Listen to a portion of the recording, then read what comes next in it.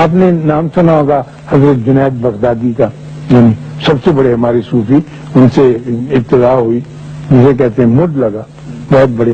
لیکن وہ صوفی نہیں تھے، وہ خلیفہ بغداد کے دربار میں ایک پہلوان تھے، ایک بہت بڑے ریسلر تھے، جیسے آپ کے یہاں گاما پہلوان نہیں تھا اور دنیا میں مشہور تھا، تو جنید بغدادی بھی مشہور تھے، اتنے بڑے پہلوان، تو کوئی ان کا مقابلہ کرنے کے لیے تیار ہی نہیں ہوتا تھا۔ تو ایک روز وہ دربار میں بیٹھے ہوئے، خلیفہ بھی ہے، تو ایک دبلا پتلا کمزور سا آدمی، مریض سا، فاقہ زدہ بیچارہ، شکل سورج کا بہت پیارا اور بہت اچھا، آیا اور خلیفہ وقت سے کہنے لگا، کیا خلیفہ، میں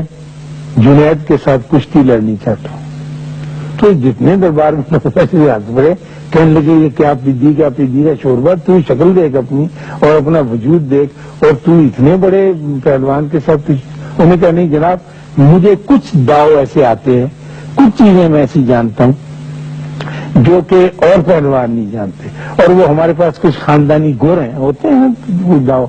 تو وہ میں لگاؤں گا، اور آپ کا جو اتنا بڑا نامی گرامی رستم زماں ہے، یہ چاروں شانے ہے۔ حضرت جنید بھی سنتا یہ بات بہت حیران ہوئے، اور کچھ تھوڑا سا گھبرائی بھی، اللہ جانے ان کو کچھ ایسا راز آتا ہوگا۔ انہوں نے کہا، ٹھیک ہے، میں تیار ہوں۔ چنانچہ وقت مقرر ہو گیا، جگہ طے کر دی گئی،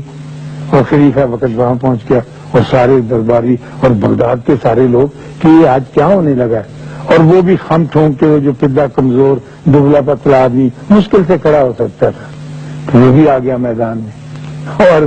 اصلی پہلوان جو تھے وہ بھی اپنا لنگر لنگوٹ کر کے آ گئے۔ تو اس نے ہاتھ بڑھایا، انہوں نے ہاتھ بڑھایا، سلام کیا، ایک دوسرے سے ملے،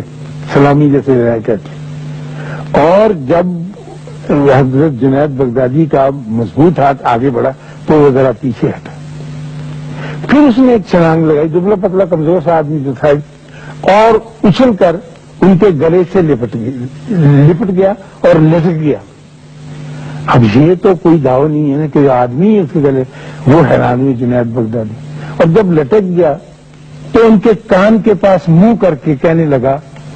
کہ میں سید زادہ ہوں اور 7 دنوں سے بھوکا ہوں، میرے پاس روزگار کا کوئی ذریعہ نہیں ہے، یہ ڈھونگ میں نے اس لیے رچایا ہے اے جنید کہ تاکہ میں لوگوں کو دکھا سکوں کہ میری کوئی عزت اللہ کے واسطے ہو۔ اور تو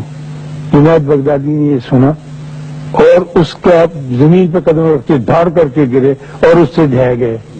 اور وہ ان کے سینے پر چڑھ کر بیٹھ گیا، اور تالی بج گئی، اور دنیا حیران پریشان ہوگی کہ یہ کیسے ہو سکتا ہے۔